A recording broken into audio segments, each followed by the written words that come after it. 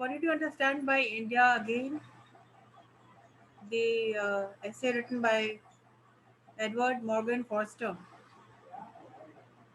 So, what did you understand?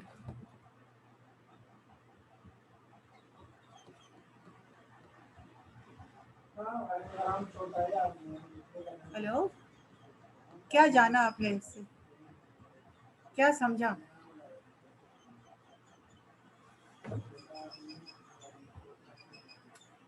Hello, yes ma'am. हाँ बताइए ना, क्या समझा?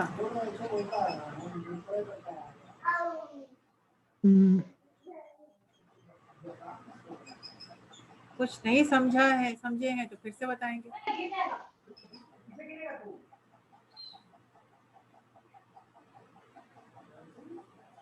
हेलो, किस बारे में ये ऐसे लिखी गई है? इंडिया के बारे में मैम। हाँ, वो इंडिया दोबारा आते हैं और क्या क्या मतलब चेंजेस देखते हैं उसके बारे में। Very good. ये पूरी ऐसे है, क्या क्या बदलाव उन्होंने देखा और इंडिया में क्या क्या यस बदलाव मैम। थे और क्या क्या चीज़ें उनको अच्छी लगी और क्या क्या चीज़ से वो थोड़े कंफ्यूज हुए कि ऐसा तो पहले नहीं था। तो क्या क्या क्या चीज़ें थी, आप यस बता मैम। सकते हैं? हाँ बताइए। और बाकी लोग चुप क्यों हैं? बाकी लोग भी तो कहानी सुने होंगे ना। हाँ, एक कहानी की तरह सुनिए तो भी समझेंगे। जवाब दिया कीजिए आप लोग, ठीक है? मैम उनको पहला बदलाव जो लगा मैम वो ये था कि वहाँ के सारे लोग पॉलिटिक्स के बारे में ही बात कर रहे थे, साहित्य के बारे में कोई बात नहीं कर हाँ, रहा तो था ये मैम। क्या, कहाँ बात कर रहे थे? कहाँ बात कर रहे थे? Yes ma'am. एक अ, साहित्य का मैम कोई सम्मेलन था वहीं पे मैम। हाँ, जयपुर में हाँ आए वेरी थे वो। गुड। ये पेन क्लब का ये क्लब, यस मैम। ये पेन क्लब जैसे प्रोग्रेसिव इंग्लिश नेटवर्क, ये एक क्लब का नाम था और जिसमें साहित्यकार लोग पहुंचा करते थे। पीपल हु द राइटर्स जो लिखते थे, जो साहित्य में रुचि रखते थे, वो लोग उन लोग का ये क्लब था और जिसमें उन्होंने फॉस्टर को इनवाइट किया था। तो पहले क्या था और अभी उन्होंने क्या बदलाव देखा उसमें? विष्णु गौतम, तुमको इतनी नींद आ रही है? क्लास में बैठ के जमाई ले रहे हो इस तरह से। और एक ही बच्चा क्यों बोल रहा है, बाकी लोग क्यों नहीं कुछ बोल रहे हैं? Yes Anshu. Hello Anshu. Yes ma'am. हाँ, आप क्या समझे हो? मैम हम पढ़े ही नहीं थे। आप पिछले क्लास में थे क्या? क्यों नहीं थे? कुछ प्रॉब्लम की वजह से। अभी एग्जाम ले लें तो, हम टेस्ट ले लें तो? क्या मैम? अभी आपका टेस्ट ले लें हम तो क्या मार्क्स देंगे आपको?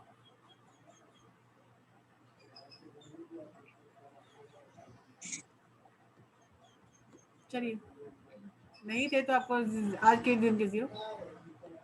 चलिए हरिओम, ठीक है। आप इस कंसेप्ट को समझे हैं कि उन्होंने देखा कि पहले लोग जब आए थे तो वो लोग पॉलिटिक्स के बारे में बात करने लगे थे। तो चलिए, और बाकी लोग क्या करें, कुछ बोलिए। पहले तो कैमरा ऑन करिए अपना आप लोग। कैमरा ऑन कीजिए, नहीं तो आज के दिन मेरे लिए एब्सेंट मार्क हो जाइए। हम नोट कर लेते हैं कौन कौन एब्सेंट है आज। फिर बाद में आप ऑन कीजिएगा तो हमको फर्क नहीं पड़ने वाला है। ये बार बार बोलना क्यों पड़ जाता है आप लोगों को?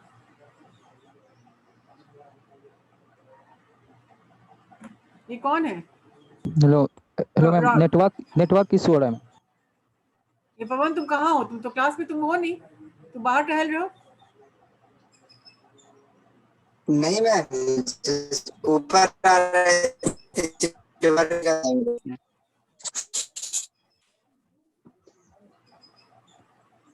छत पे आए हैं। चलिए, तो मतलब इंडिया की समझ में आ गया कि आगे बढ़े कि उसी को लेके बैठे हैं, बताइए।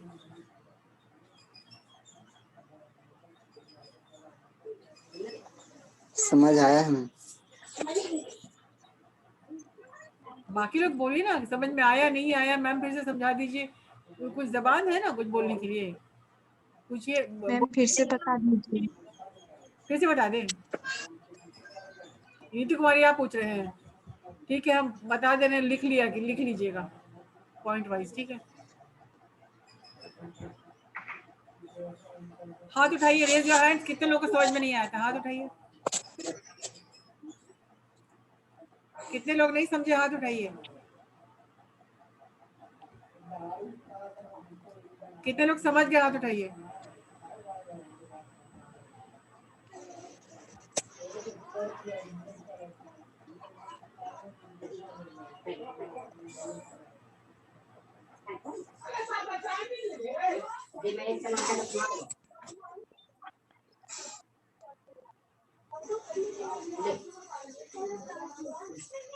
क्या आप लोग समझ गए?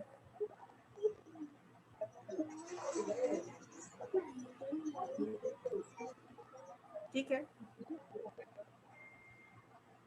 अब हम पूछ रहे हैं उनसे जो हाँ जिनका हाथ नहीं उठा हुआ है, उनसे हम पूछ रहे हैं। सुहानी आपको क्या समझ में नहीं आया बताइए? मैम हैंड रेज किए हुए हैं। कहाँ हैंड रेज तुम्हारा? हैंड रेज किए हुए थे, मतलब नेट कारण नहीं हुआ। चलिए,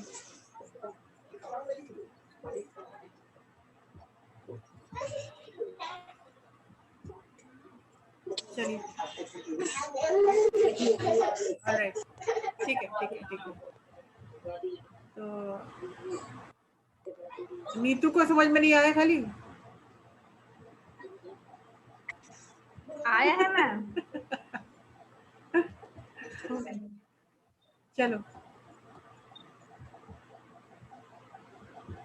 तो इंडिया अगेन आप टेक्निकली समझ लीजिए इसको, उसको आप कंटेंट आपके पास ऑलरेडी है ही, समझ के कंटेंट पढ़िएगा जो मिला हुआ है, तो दिक्कत नहीं समझने में होगी, ठीक है।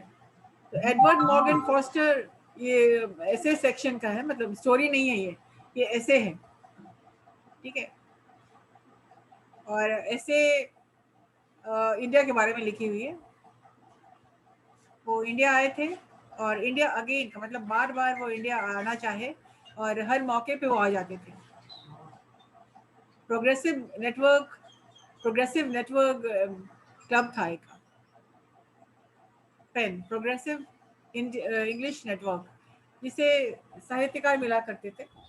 और ये लिटरेरी क्लब था जिसमें लोग डिस्कस करते थे अपनी स्टोरीज, अपनी कहानियाँ, और अलग अलग ऑल ओवर इंडिया में हर जगह से लोग आके मिलते थे।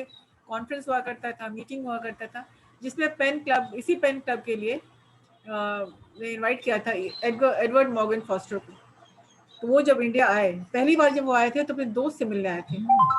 ये इनके दोस्त का नाम था मसूद, जिनसे वो अपने कॉलेज लाइफ में मिले थे और उनकी दोस्ती अच्छी हो गई थी।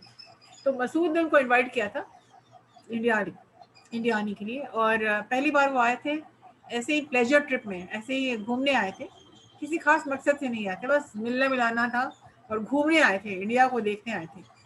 वो इंडिया के बारे में जिस तरह से सुने थे, वो जो कहानियाँ सुने थे मसूद से, उससे वो बहुत इम्प्रेस्ड हुए थे और जानना चाहे इंडिया के बारे में।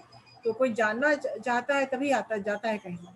और फिर जब इनवाइटेड हुए, जब वो इंडिया हुए, तो वो मसूद के घर पे आए और इंडिया को उन्होंने जाना। उसके बाद जैसे एक बार आए तो उनको अच्छा लगा, और इंडियन कल्चर क्या है, संस्कृति क्या यहाँ की है, यहाँ का रिलीजन क्या है, यहाँ के फेस्टिवल क्या है, यहाँ की भाषा क्या है, यहाँ के लोग कैसे होते हैं, वो उन सबको एक रिसर्च के तौर पे उन्होंने एक प्रोजेक्ट ले लिया था। और इंडिया के बारे में वो लेखक थे और इंडिया के बारे में वो लिखना शुरू किए। तो एक पढ़े लिखे इंसान, एक अपर मिडिल क्लास फैमिली से बिलोंग करते थे, और फादर उनके अपर मिडिल क्लास के थे, मदर मिडिल क्लास की थी, और लेकिन इनकी रुचि थी पढ़ाई में, और इससे वो लिखने में उनका was a very good writer. और जब मौका मिला इंडिया आने के लिए, तो अधिकतर वो अपना जो उनका कंपाइल्ड वर्क था वो उन्होंने लिखा, और एक्सपीरियंस के बारे में वो कोई मन गढ़ंत कहानी नहीं थी यहाँ पर। और ये जो भी उन्होंने देखा इंडिया में, उसके आधार पे, उसी रिसर्च पे, लोगों से जो मिलते थे, जो देखते थे, जो हर जगह वो घूमते थे, बिहार भी आए और बिहार में वो यहाँ बाकी वो क्लब है वहाँ भी वो गए, और ईएम फॉस्टर का विजिट वहाँ भी है, उनकी सिग्नेचर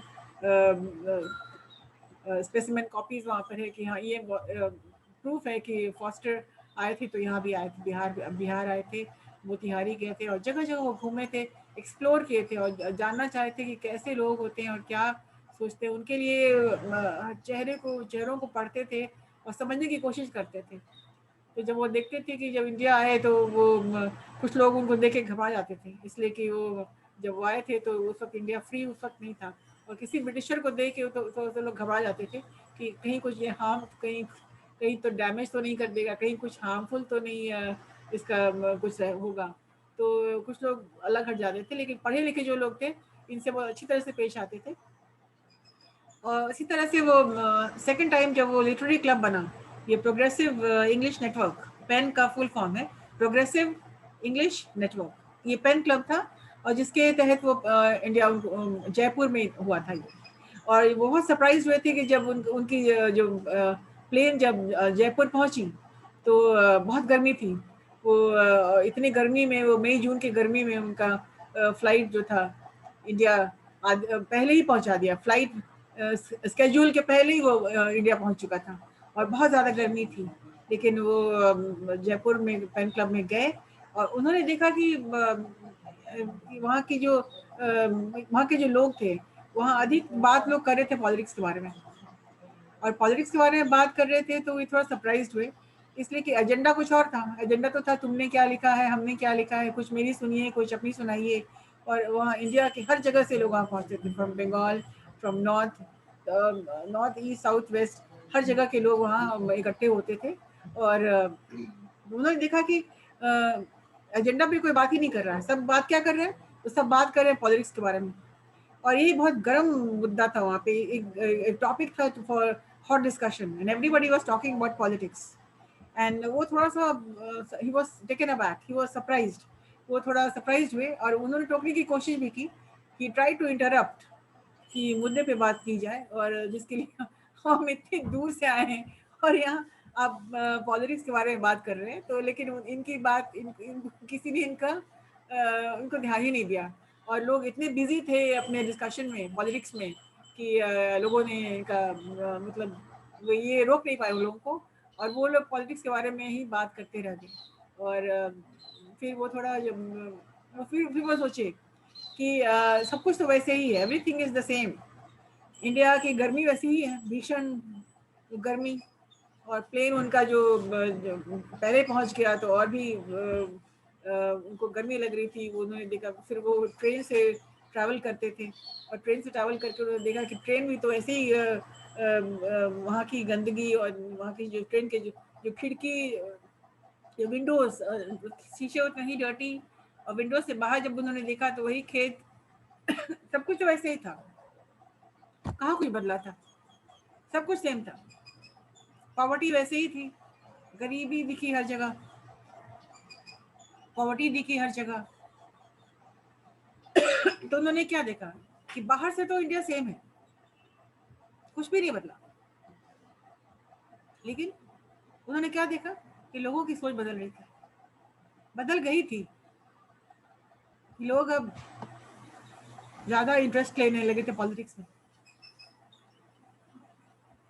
तो ये उनका पहला चेंज था। उन्होंने क्या देखा, पहला चेंज यही था। The first change was people at the pen club were talking more about politics. ठीक है, तो क्या चेंज था, लोगों की सोच बदल रही थी, और बाहर से externally India was the same.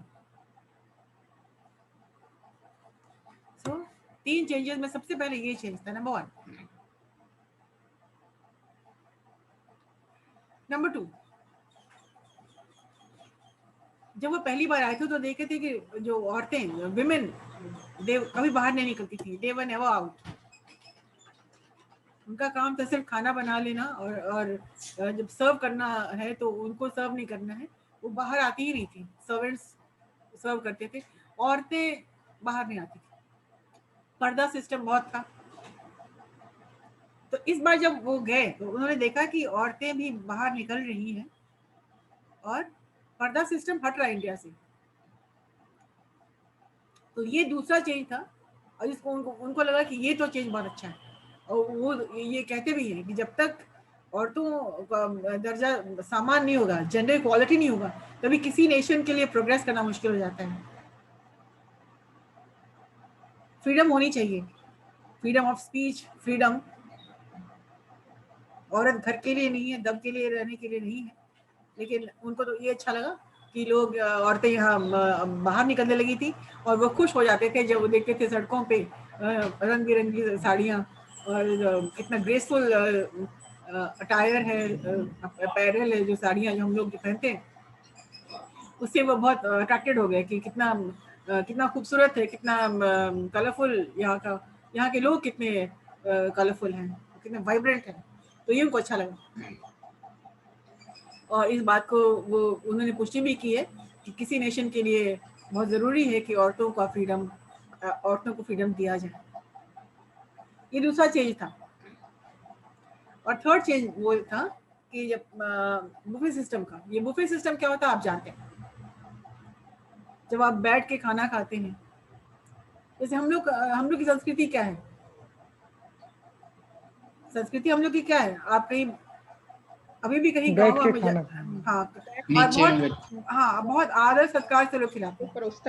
हाँ, या आपको आराम से बिठाएंगे और घर में अगर 25 चीजें बनी हैं तो द होस्ट जो है जो चाहेगा कि वो 25 चीजें आपके प्लेट में रहे और आपको कुछ नहीं करना, आपको बस बैठना है और वो परोसते रहेंगे आपको आकर के। और जैसे कि शादियों वगैरह में होता है कि आप बिठा दिए जाते हैं और वो एक संस्कृति हम लोग की है और इसको